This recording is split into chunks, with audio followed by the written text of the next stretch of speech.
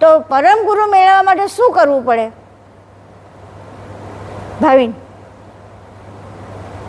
પરમ ગુરુ જોડે એકમેક થવા માટે શું કરવું પડે?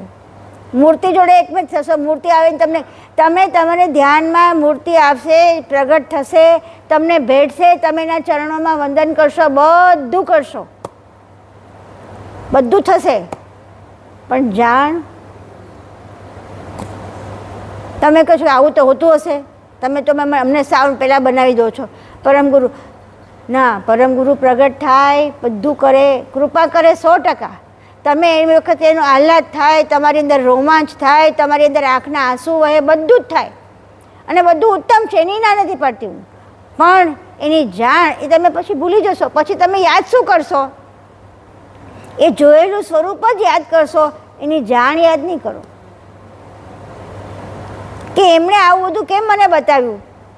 હવે ધારો કે આ પ્રગટ થઈ ગયા તમારી સામે અને તમે બધું આ બધું થયું, પછી તમે બધાને કહેશો કે મને પરમ ગુરુના દર્શન થયા.